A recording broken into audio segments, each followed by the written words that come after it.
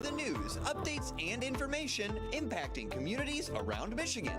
Join our host, Tyler Kieft, as he talks with community members, business leaders, and professional experts about the stories that impact you. You're watching the Megacast on Civic Center TV.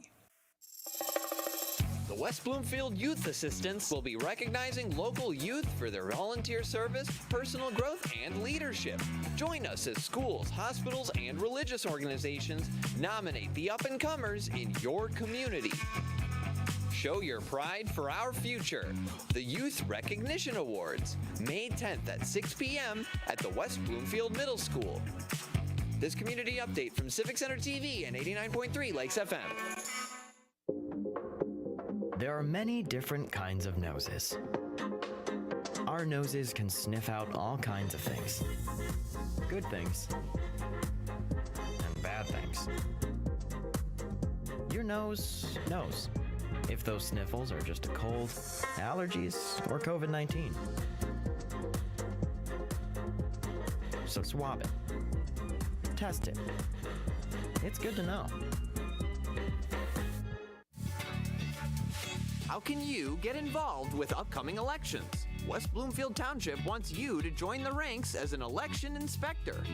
Get trained on using polling equipment, proper procedures for handling ballots, and more to keep the voting process smooth and safe. If you're interested, go to wbtownship.org for more information or call the clerk's office with the number provided on screen. This community update from Civic Center TV and 89.3 Lakes FM.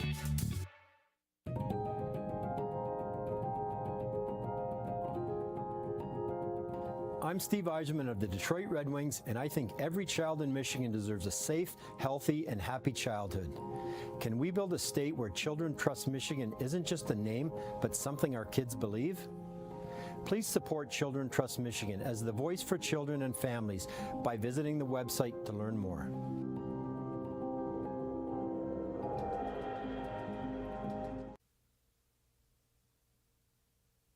89.3 WBLD Orchard Lake and 88.1 WBFH Bloomfield Hills. Today's edition of the Megacast begins now.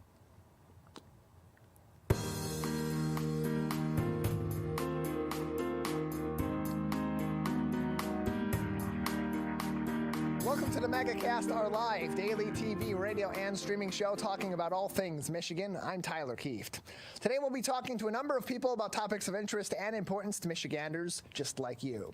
Let's begin with what's making headlines today on our local news page on civiccentertv.com. Our top story comes from Arpon Lobo at the Detroit Free Press. Your adult beverages refreshing your palate before the big game may not just be available before the big game on campus, sooner rather than later. State Representatives Graham Filler, a Republican from St. John's, and Senator Sean McCann, a Democrat from Kalamazoo, have introduced legislation that would permit and regulate public universities selling alcohol at football, basketball, and hockey games. The sale of these adult beverages would be limited to beginning 1 hour before the scheduled beginning of the game or the match and would end by the conclusion of each one of these games. Lawmakers behind the legislation say they've proposed it in order to help Michigan catch up to other schools in nearby states of the same size and stature, as in particular the University of Michigan and Michigan State University, where 8 of the Big Ten's 14 schools, including the soon-to-join University of California, LA, and the University of Southern California, otherwise known as UCLA and USC, respectively, who each permit alcohol sales at their home stadiums. Another potential benefit, limiting binge drinking on campus before each of these games, in particular those tailgates before the football games. It's a common issue both at the University of Michigan and MSU and other public universities across the state, as fans tried to take the edge off and enjoy their alcoholic beverages just before the game begins, which can then lead to a lot of alcohol being intaken in just a very short period of time. And of course, that is quite dangerous for these people, as well as potentially dangerous for the public. While permitting in-stadium alcohol sales would not entirely eliminate binge drinking, it would certainly encourage less of it on campus on those game days in the fall, winter, and the spring at each one of these different sports. Representative Filler agrees, stating in a news release this week, quote, giving universities the option to serve alcohol at their sporting events is about freedom, fairness, and recognizing that the responsible consumption of alcohol inside the stadium is a much safer option than binge drinking that goes on in the parking lot, and closed quote. In the past, universities have been allowed to sell alcohol in their stadiums, just not for college athletic games. To note, the Winter Classic that was held at the University of Michigan's Michigan Stadium in 2014 at the Big House, as well as the international soccer friendly between Real Madrid and Manchester United, which also happened at the Big House in 2014, did feature in-stadium alcohol sales. So it's partially about catching up to the field, so to speak, in terms of other universities and colleges of similar size to the University of Michigan, to Michigan State, and our other public universities, catching up to the norms in those college towns, in those states, and giving better opportunity for more sales for these universities, more revenue potentially for the universities at these stadiums on these game days. But the big draw is, of course, to reduce the temptation of binge drinking, or in some cases the perceived necessity of binge drinking on game days on campus at these universities and these colleges before these big games. If you're selling alcohol inside the stadium, that will presumably encourage people to drink less before they enter the stadium, and then give stadium staff at those concession stands a greater ability to gauge whether or not this person or these individuals have had too much alcohol on that given day, and they should be cut off from any further drinking, as opposed to at a tailgate where it's typically free reign for most people, and there isn't that one designated person or those designated group of people that are saying, we're going to cut people off when it's time for them to stop, and to ensure that everybody at this tailgate or everyone walking around is drinking responsibly and legally on campus. In this case, that would be something that is a check and a balance for the University of Michigan, for Michigan State, for Central Michigan, for Western Michigan, for Eastern Michigan, and other public colleges and universities right here in the Great Lakes state. So plenty more to come on this in the future. It's just being proposed at this point. There's been legislation similar to it in past years that has not made it through the legislative system, but there is support from this on both sides of the political aisle and in both the House and the Senate at the state level. So probably going to be a lot more on this come in the future, and it wouldn't be a surprise to see the legislation on this matter passed this year, and maybe not for this coming fall for you football fans at U of M and MSU, but potentially in the near future, maybe basketball season, maybe hockey season, or even next year in the fall, not this coming fall, but the fall after that, you could see these sales be permitted in stadiums at Michigan State University's Spartan Stadium, at the University of Michigan's Big House, and other stadiums across the Great Lakes state.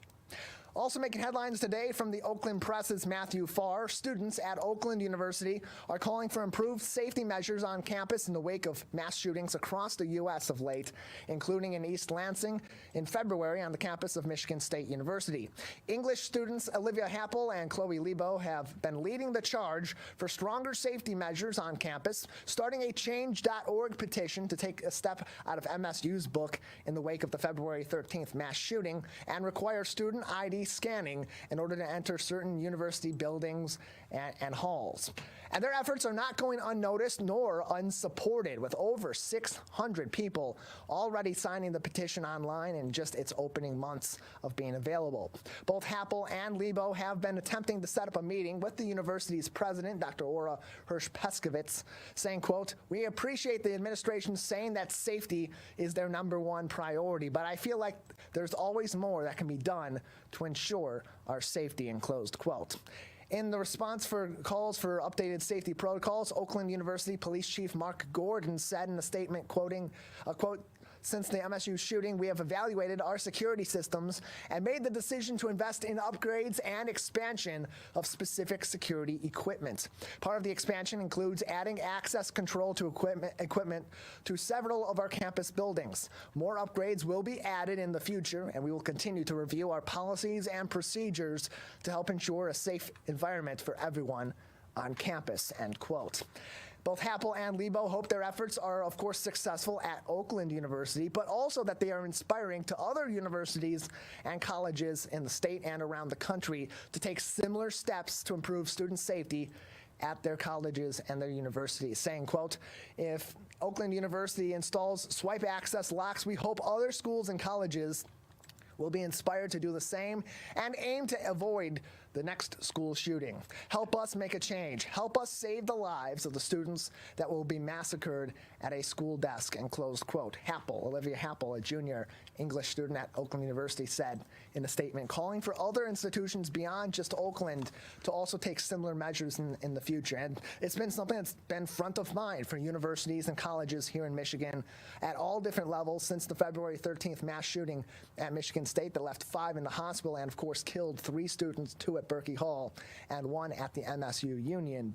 This has been something that's been, unfortunately, front of mind for these universities. What can we do to update our security? What lessons can we learn from our colleagues, from our friends at Michigan State University and the horrors that they went through and the similar horrors that we've seen at schools across the U.S. at various levels, elementary, middle, high schools, colleges, and universities across the nation have seen these similar issues pop up in recent years. It's happened twice in the state of Michigan in less than a year and a half between Michigan State in February of this year and in November of 2021 at Oxford High School. So, reevaluating where their security measures are at, what they can do with the advanced security systems and technologies that are available today, how can they do so in a cost-effective manner that's also prioritizing safety?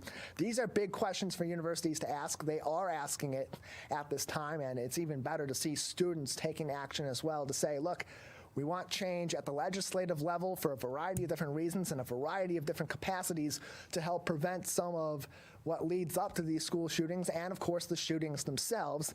But why not also take action on campus to prevent these sort of tragedies from either happening altogether, or if they do happen, because that is a reality that we're living in today, that these things do happen and they are unexpected, that we have measures in place that at first indication that something's going on, we can take action, we can take immediate action. We have precautions already in place that provide that buffer between potential victims and perpetrators and lessens potentially the outcome of these horrific events should they happen in our house, at our school, at our university on any given day. So something to be proud of for Oakland University that they have students already taking action on this, and of course the university also in statements saying they are working on updating their security measures. So more information on that as it comes in.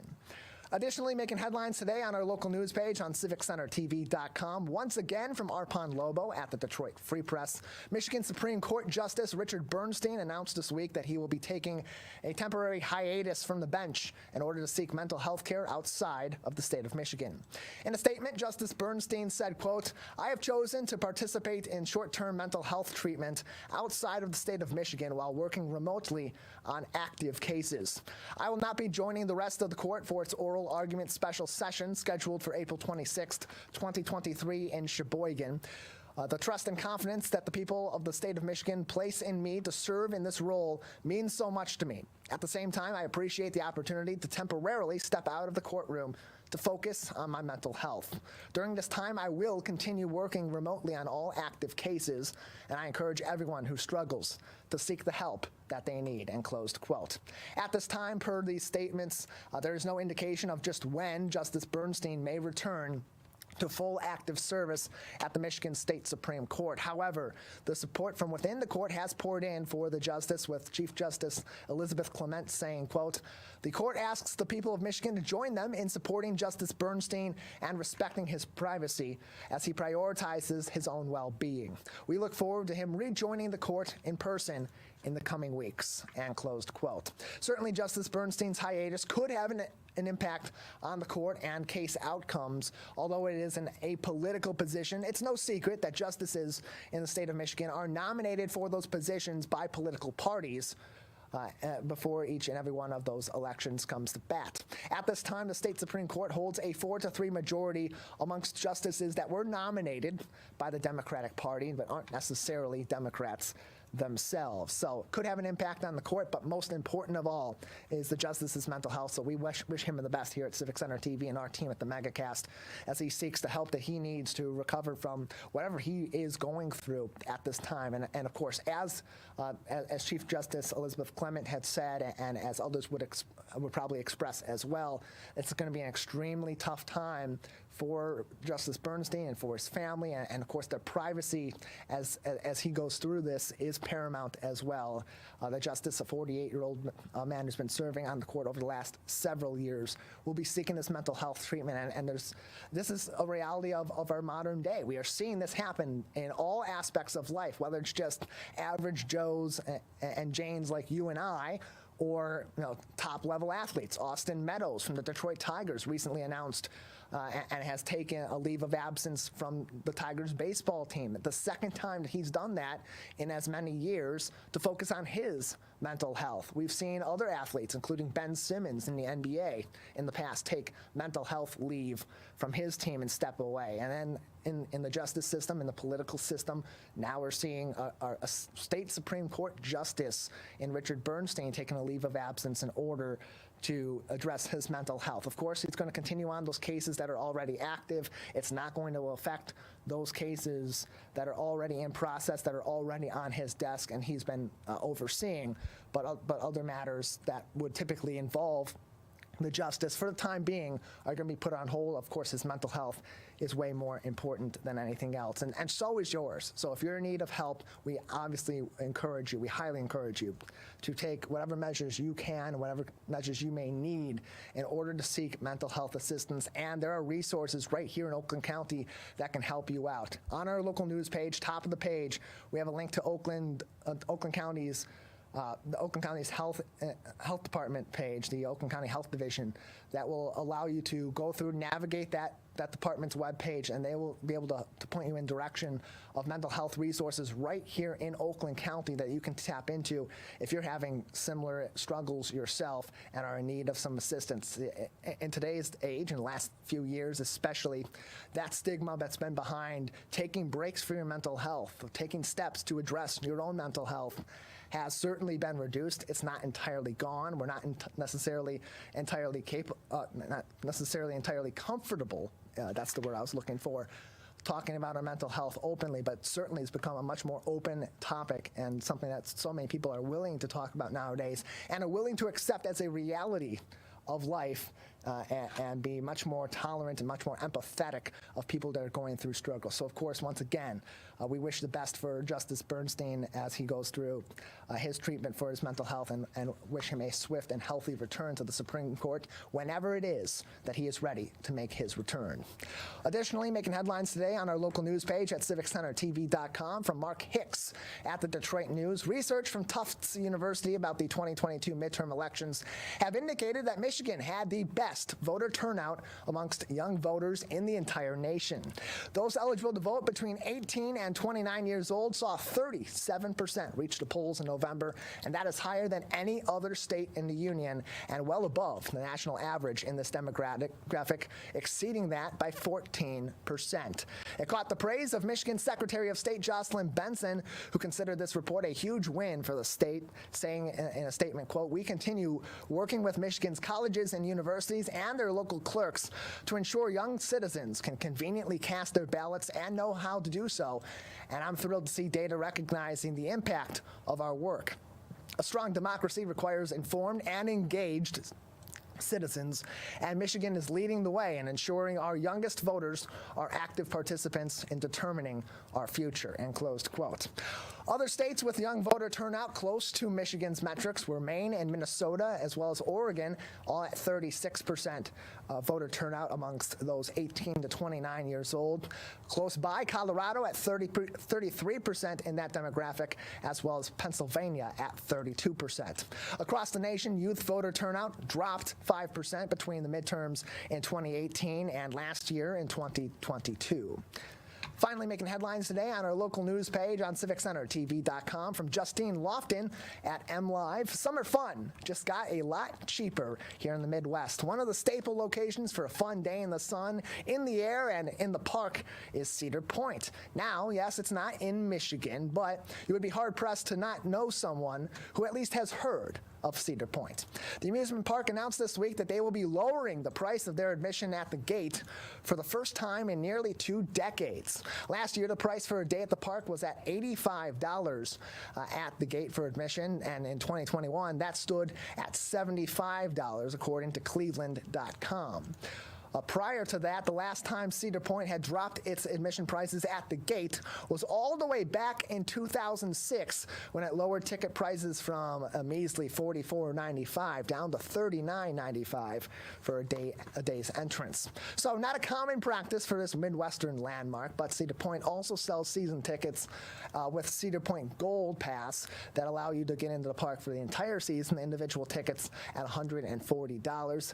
And it's also reported in this article from MLive, Justine Lofton points out that most people don't buy their tickets to Cedar Point at the gate at this point in time. A lot of them, you would assume, would do that online or through other outlets as well, so perhaps that makes that even a little bit more affordable if you're looking for a day of family fun or fun with your friends at the amusement park. The only thing you have to fret about now is that you're going to have to spend a day in Ohio, but Cedar Point doesn't really count for Ohio. It's one of those places that's got a little buffer zone around it where it's basically like an island surrounding the Ohio-ness in its own special way. It's one of the few places there that you can openly accept as being in Ohio, but technically not an Ohio kind of thing. It's a Midwestern place. So Cedar Point lowering its prices at the gate for the first time in almost 20 years, 17 years since they last did this. So a little bit cheaper this year, and in between those prices we've seen for admission at the gate in the past several years. In 2021, $75, last year $85, and this year,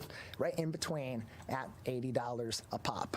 All those headlines are making news today on our local news page on CivicCenterTV.com. Again, we also have public health information linked at the top of our page from the Centers for Disease Control and Prevention, the Michigan Department of Health and Human Services, as well as the Oakland County Health Division. We have a great show ahead on today's edition of the Megacast. Coming up, preventing the spread of disease in the kitchen. After this break, we say no to norovirus with the Michigan Restaurant and Lodging Association. Stay tuned. This is the Megacast. Hello, nose.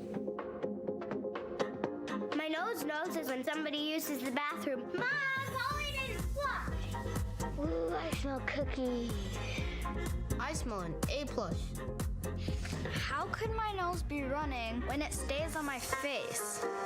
Our noses know if those sniffles are just a cold, allergies, or COVID-19. So swab it. Test it. It's good to know.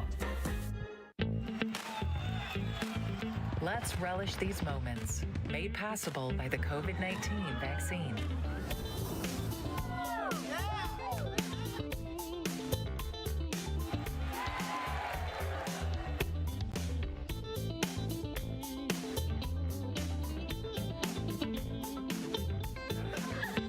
Keep the festivals going by keeping yourself protected and your COVID-19 vaccines up to date. There are many different kinds of noses. Our noses can sniff out all kinds of things. Good things and bad things. Your nose knows if those sniffles are just a cold, allergies, or COVID-19. So swab it. Test it. It's good to know.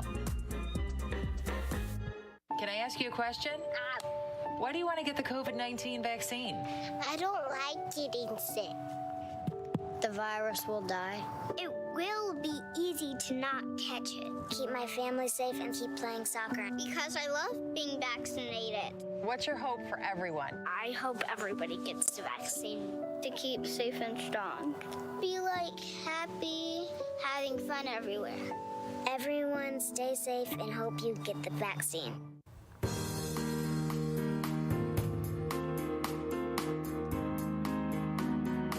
Welcome back to the Megacast, our live daily TV, radio, and streaming show talking about all things Michigan. I'm your host, Tyler Kieft. You can always find more information about our program and keep up to date with each and every one of our episodes and each and every one of our individual segments by visiting our website on civiccentertv.com/megacast, where you'll also find links to every one of our partnering stations here in Oakland County and statewide, including our co-flagship My Michigan TV, by clicking on those links and enjoying all their other programming that they broadcast in the 23 hours of the day, Monday through Friday, that they're not joining us right here on the Megacast. Well, as you're cooking meals for the holidays, each and every weekend, as you're having friends and family over for the warm weather over the course of the next several months into the spring and the summer, there are certain pathogens and viruses that you can also spread simply by cooking food in your own kitchen. But all of this is preventable, and that's why we're bringing in the Michigan Restaurant and Lodging Association to tell us more about ways you can keep your food and your kitchens safe from certain viruses, in particular norovirus. Joining us now on the Megacast is Amanda Smith, the Vice President of the Michigan Restaurant and Lodging Association. Amanda, thanks for being with us today. Thank you for having me. I'm so excited I can help gross everybody out this morning. That's what we try to do here on the Megacast. We are the grossest show on television from 10 a.m. to 11 in the state of Michigan. But for good reason today, Amanda, because this gross topic of conversation is also a critical conversation for public health in your own home, as we always know that when we're cooking food, especially when we're using raw meat, that there are certain precautions we want to take to prevent spread of certain bacteria or other pathogens that may just be latent on the food that we're cooking or on the materials that we're using. But in particular, one of those problem viruses or pathogens currently is norovirus. And that's where the Michigan Restaurant and Lodging Association is coming in to help certain institutions in Michigan prevent the spread of that. How are you doing so?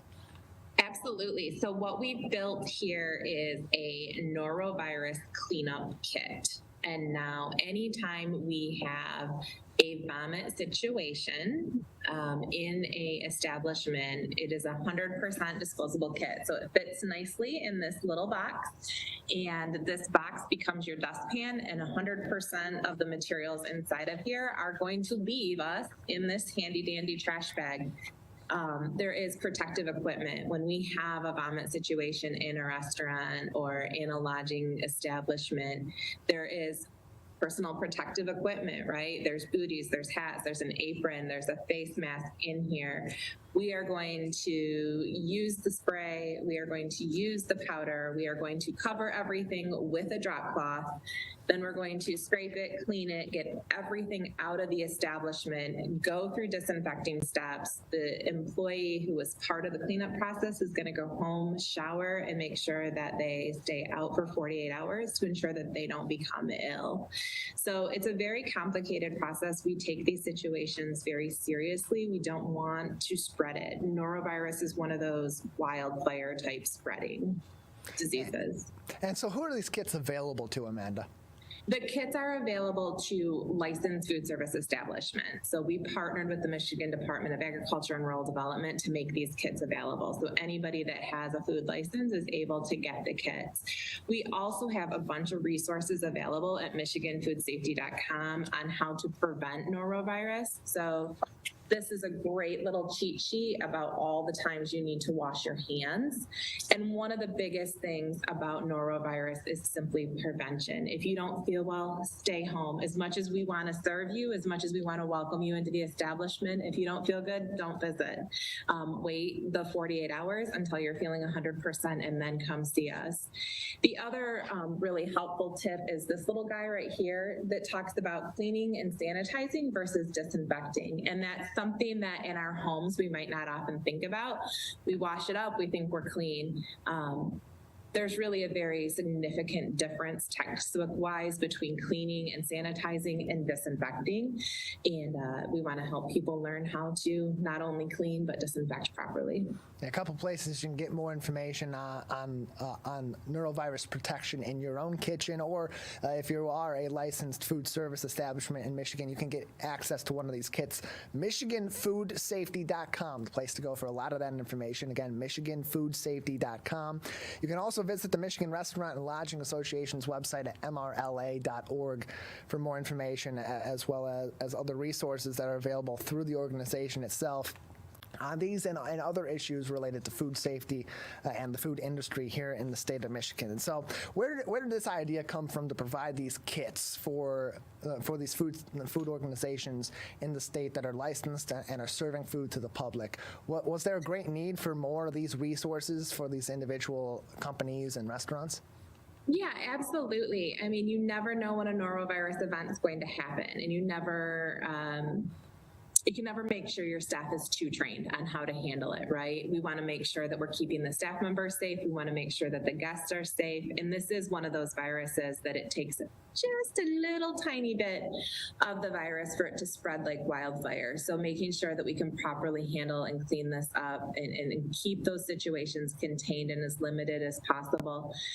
And, This stems from the pandemic. We had a lot of staff turnover through the pandemic, making sure that all the new hires are properly trained. They have these great, colorful visual aids to help them through the process and make sure that in the event of an emergency, of a vomit situation, that they're able to clean everything up properly. And, if anybody watching this takes nothing away but this one thing, and that's hand washing wasn't just a COVID thing. Hand washing needs to be done all the time. Properly washing your hands vigorously with soap and water for 20 seconds is the single most important way to stop the spread of illness.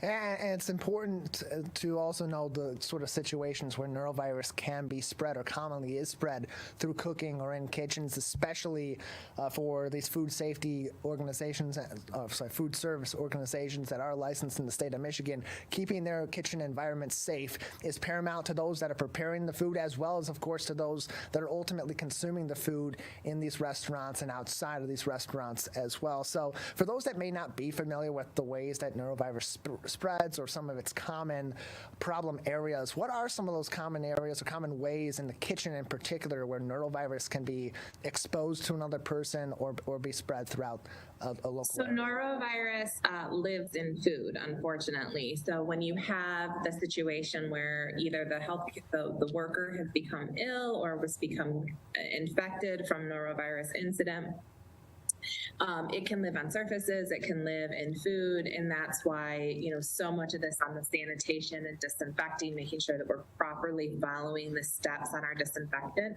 Most disinfectants are going to have a contact time, so you're going to really make sure that we're following those label instructions exactly as they were intended, and that it can live in food and it can live on counters and on shelves. So that's why the cleaning and the proper prevention measures are so critical, is that we're cleaning and sanitizing, and that's just really important. I think that these resources, although designed 100% for food service establishments and approved by the Department of Ag and Rural Development, match all the needs of the food code, they're really great tips for home use as well, making sure that you're keeping your house and your food prep area clean and sanitized. When you look at a home kitchen and you have family pets or you have backpacks, right, coming in off the school bus that have been on the locker, that have been on the school floor, that have been on the bus, and then you're dropping them on your kitchen table, making sure that you sanitize and disinfect that table before you set it with your healthy, clean food dishes. So there's a lot of resources at MichiganFoodSafety.com, and I really encourage people to look. When you get to the website, you're going to see that there's a clear column for consumers, general public, for the actual industry, and then also for the regulator partners. So things like how to grill, right? A lot of us are starting to get ready for grilling season and camping season. There's great tips on there on how to pack a cooler, how to make sure that your grill is cleaned properly. We had a big conversation about those. Everybody wants to scrub their grill with the metal brushes, but how dangerous those little pieces of metal are. So making sure that we're cleaning and getting ready for Memorial Day will be here in a hot second. Get ready for the season. All this information, again, can be found on MichiganFoodSafety.com. MichiganFoodSafety.com. That is the service of the Michigan Restaurant and Lodging Association. You can also follow them on Facebook, Twitter, and on YouTube at Michigan Food Safety. On Facebook, on Twitter, that is at MICH Food Safety.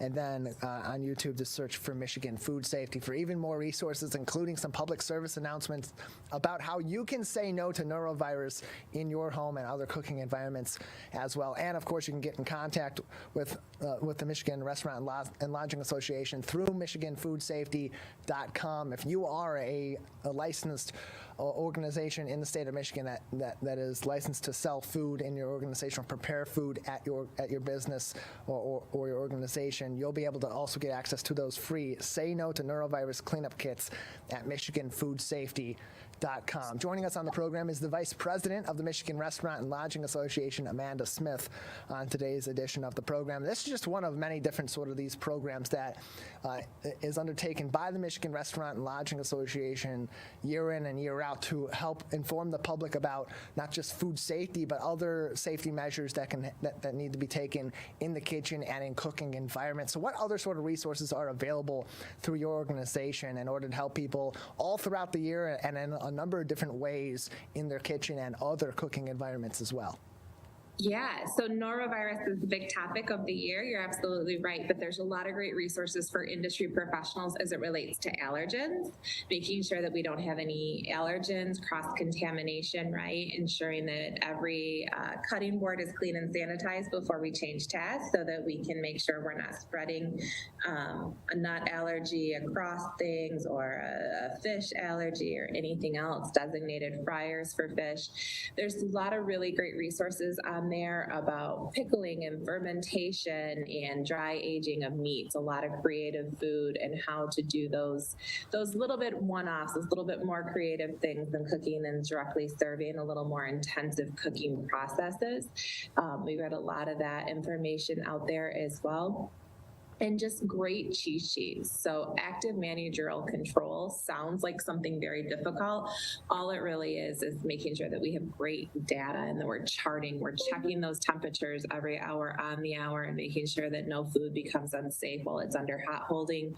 These are all the ways that food becomes unsafe. There's great cheat sheets that you can print out on temperatures. You know, every time you're grilling that chicken, is it 150, 140? What's that number? It's 165. Chicken is always cooked to 165.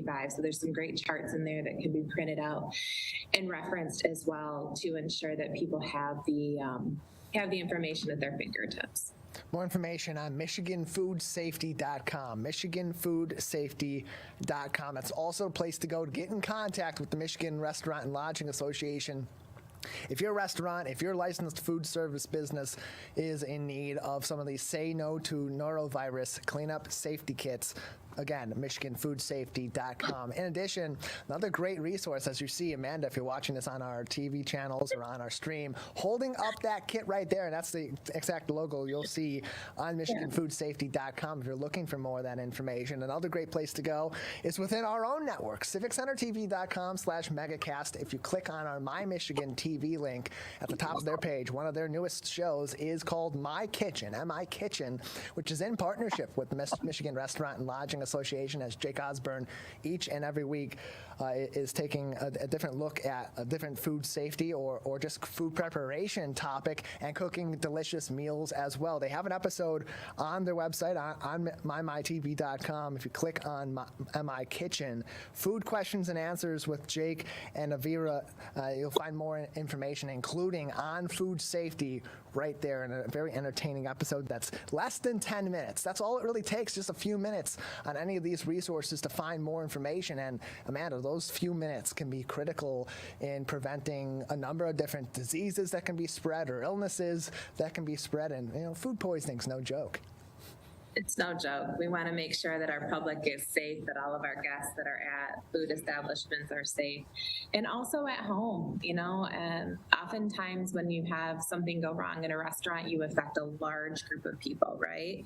When you're cooking at home, it might be your entire family that you're making deathly ill. So although not as large of quantities when you're cooking at home, it still has the same impact of hospitalization, long-term health concerns. Foodborne illness is everybody's responsibility. Again, more information can be found on MichiganFoodSafety.com. foodsafe.com, a service of the Michigan Restaurant and Lodging Association. Joining us on the program today is Amanda Smith, the Vice President of the Michigan Restaurant and Lodging Association. For those food service organizations that are licensed in the state of Michigan and are interested in some of your Say No to Norovirus cleanup kits, how many are available at this time for those that may be interested?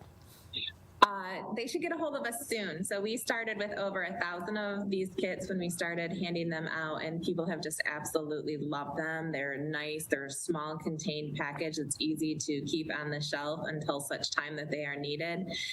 So I think we're down to just about 300 of them. So we've had a lot of really great feedback on the kits. We've had a lot of people interested in making sure that they have them on the shelf. So yeah, they can get a hold of us through the website, as you listed, michiganfoodsafety.com, or they can call us. It's an 800 number. It's 1-800-968-9668. And we really want to make sure that everybody has access to these preventative measures and then the cleanup kits as well. Yeah, so many great resources provided by the Michigan Restaurant and Lodging Association on food safety and a number of different issues. You can follow along with all that information at mrla.org or visit michiganfoodsafety.com for food safety specific information, including info from their Say No to Norovirus campaign currently ongoing. In addition, any more questions, you can call their 800 number, 800-968-9668, 800-968-9668 for more information. Amanda, before we let you go, anything else we haven't discussed yet today, neurovirus or food safety or any other issues you'd like to discuss at this time? No, I just encourage everybody to visit the site and find the resources. The videos, like you said, are pretty entertaining. Chef Jake has a great ability to hold a camera and break things down into very short, digestible tidbits. So there's great information on there about how to pack your coolers, how to clean your grills, everything.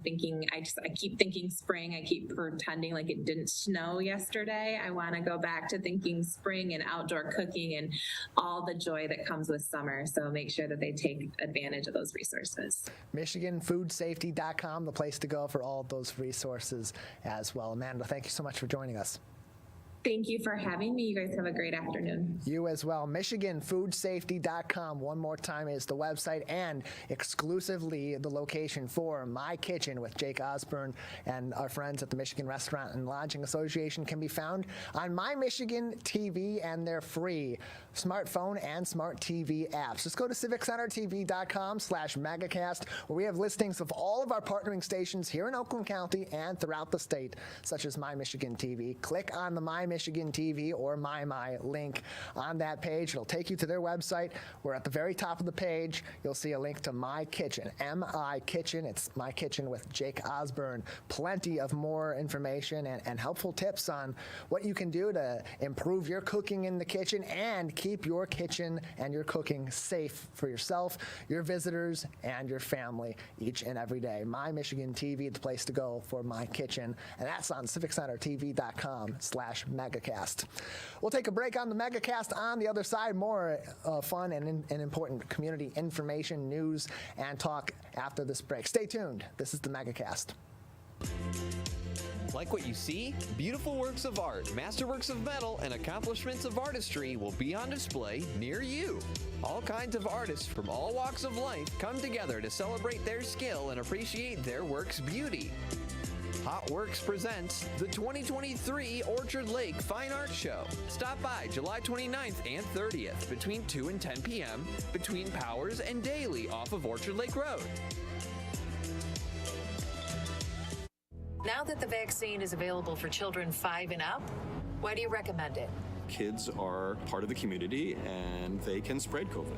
We're seeing both healthy children getting sick from the virus as well as children with underlying health conditions. They can easily bring the virus home to other people that are vulnerable and make them sick as well. This vaccine can change that and keep children safe. It's essential that your children get vaccinated to protect them, to protect your families, and to protect those in the community around you. In the face of COVID-19, staying healthy is important. And now the same is true in the face of flu. Influenza has the power to infect millions. But it's easy to protect yourself, your family, and your community. The flu vaccine is safe and effective. And with COVID-19 still around, it's essential. Together we can face flu season head on. Visit michigan.gov/flu. Many people are feeling overwhelmed and struggling with mental wellness these days. So be kind to your mind. Give yourself permission to breathe.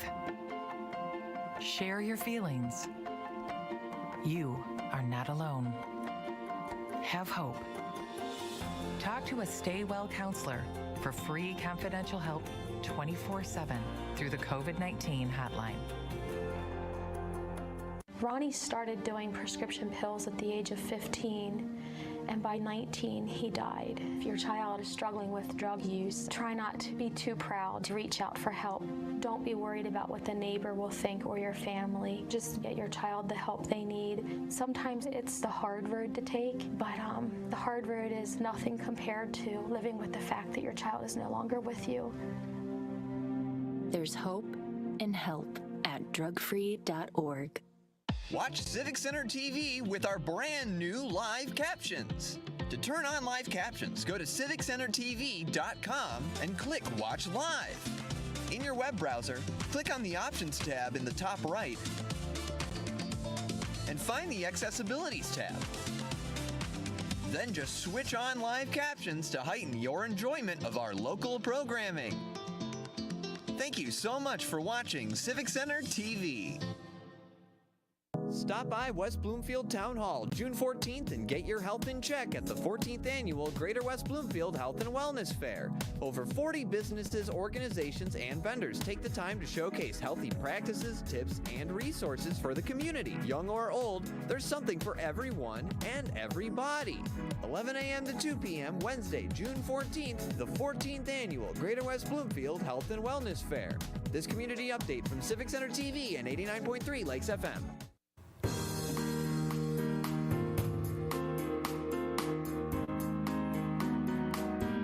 Welcome back to the Megacast, our live daily TV, radio, and streaming show talking about all things Oakland County and the state of Michigan. I'm your host, Tyler Kieft. You can always stay up to date with us, find our full episodes and each individual segment on demand, and information about each and every one of our partnering stations in Oakland County and across the state of Michigan on civiccentertv.com/Megacast.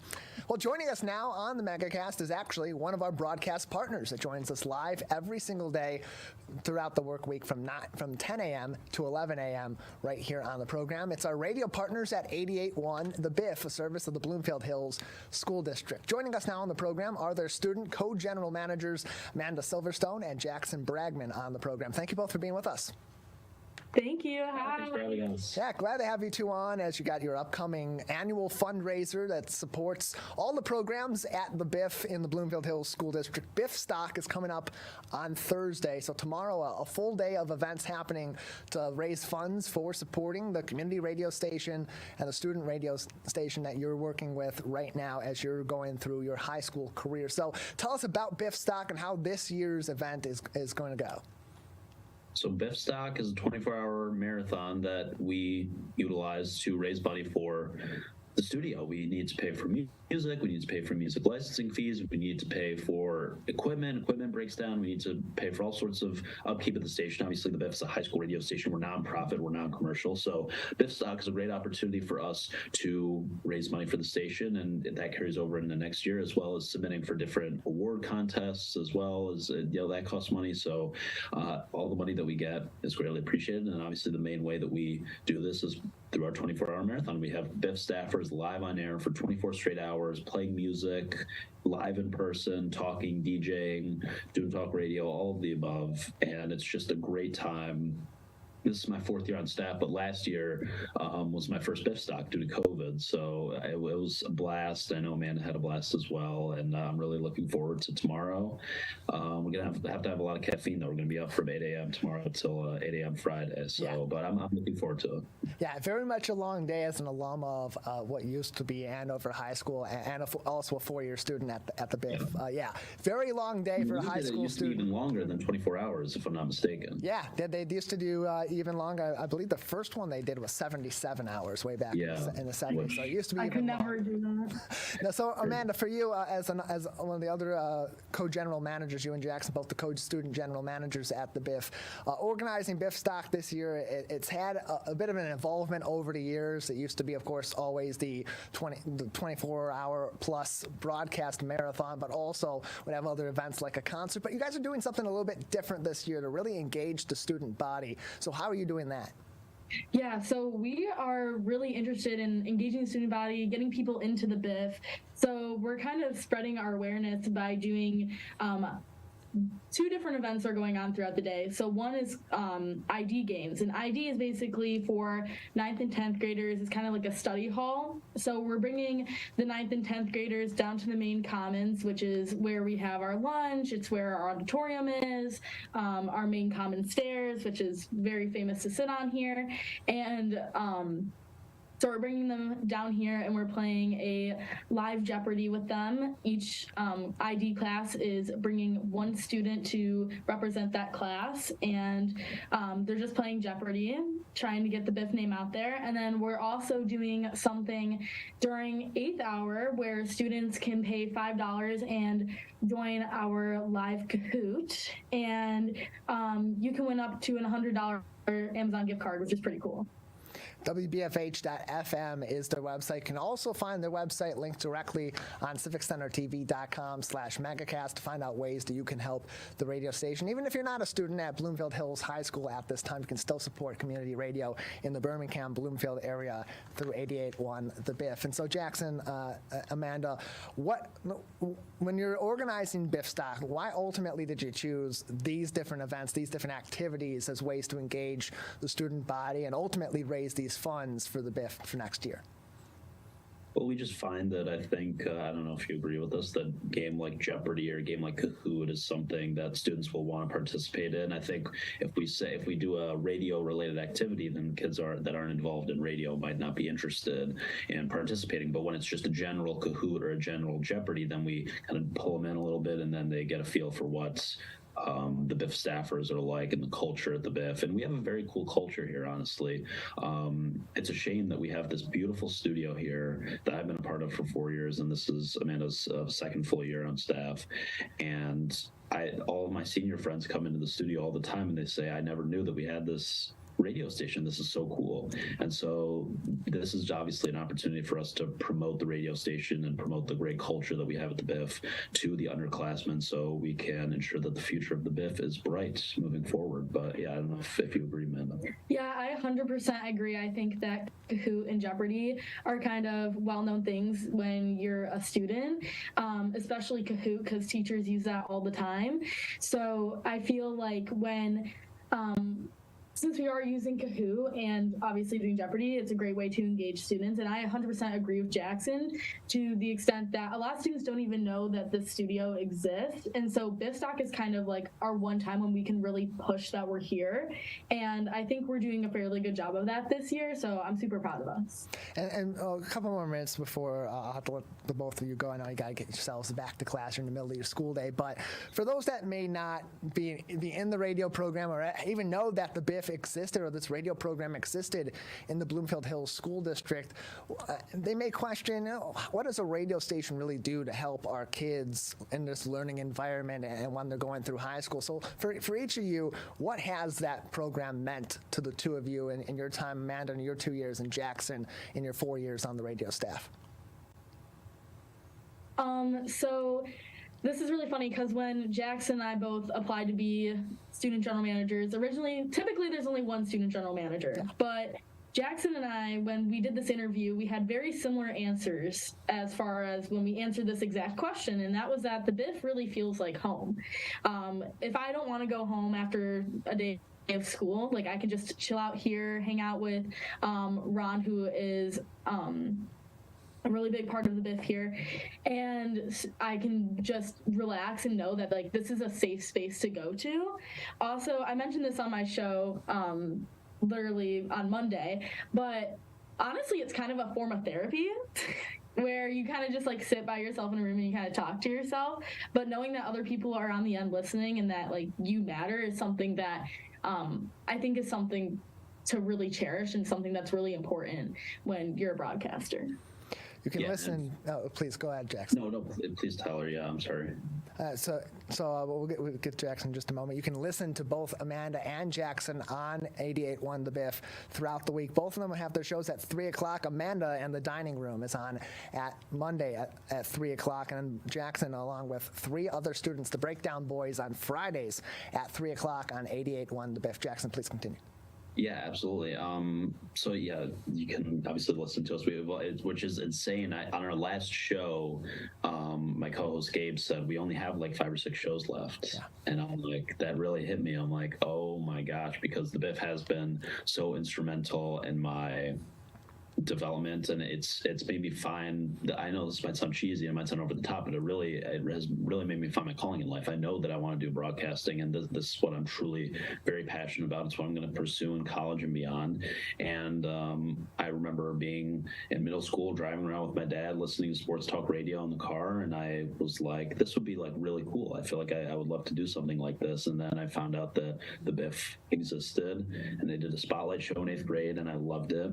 And ever since, I've been doing countless shows on the Biff, and I haven't looked back. And just the opportunity for me to come here and get reps in a wonderful facility and get my, as Malcolm Gladwell says, my 10,000 hours in and get my practice in, it is just a wonderful opportunity. And even if you're not someone like me that is interested in going into broadcasting or pursuing something like that, for your communication skills, for your collaborative skills, for your public speaking skills, it has just done wonders for me and so many of my classmates. So it has been easily the best part of my high school experience. So I've absolutely loved it. And since October 1, 1976, broadcasting students in Bloomfield Hills and surrounding areas have come through 88.1 The Biff and gone on to amazing careers, both in broadcasting and outside of broadcasting. You can support students today doing the same thing at WBFH.FM. And of course, encourage your students in the Bloomfield Hills School District at Bloomfield Hills High School to participate in these events. Biffstock Kahoot on Friday, Thursday, April 20th, during 8th hour, as well as other events. More information, again, WBFH.FM. Amanda, Jackson, thank you so much for being with us. Thank you for having us, Tyler. You can always keep up to date with the Biff by visiting civiccentertv.com/megacast and clicking on our 88.1 The Biff link, or going straight to their website at WBFH.FM. We'll take a very short break here on the Megacast, and after we'll come back, wrap things up for today, and that'll happen next on the Megacast.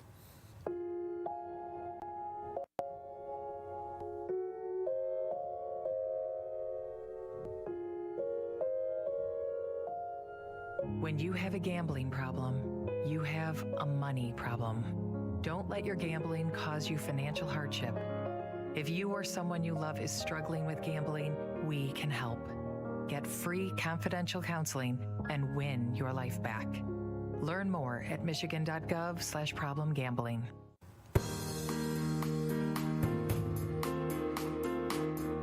Welcome back to the Megacast, our live daily TV, radio, and streaming show talking about all things Michigan. I'm Tyler Keefe. As always, you can keep up to date with all of our resources on civiccentertv.com/megacast. You'll find our full episodes as well as each individual segment. So if you're just tuning in, unfortunately, we're coming to the end of the program today. But by about 1 o'clock this afternoon, all of this will be live on demand on our website, civiccentertv.com. and throughout our network, so you can always tune in to us on your time, anytime, throughout Oakland County and around the state of Michigan. CivicCenterTV.com/megacast. Also, highly encourage you to take a look at our local news page each and every day. The top stories affecting us right here in Oakland County and stories affecting the entire state of Michigan. So you don't have to dig through and watch hours and hours of news television every day if you don't choose to do so. We have links to those articles making headlines right here in Oakland County, affecting you each and every day. The those top 3 to 5 headlines really that are making news every single day on our local news page, and public health information from the CDC, the MDHHS, and the Oakland County Health Division. Big thank you to our guests today, Amanda Smith from the Michigan Restaurant and Lodging Association, Amanda Silverstone and Jackson Bragman from 88.1 The Biff, and of course our dedicated crew, Jared Clark at the studio of My Michigan TV in Troy, Michigan, and Calvin Brown here in our studio in West Bloomfield at Civic Center TV. Till next time, I'm Tyler Keefe, encouraging you to take care of each other, and we'll see you very soon.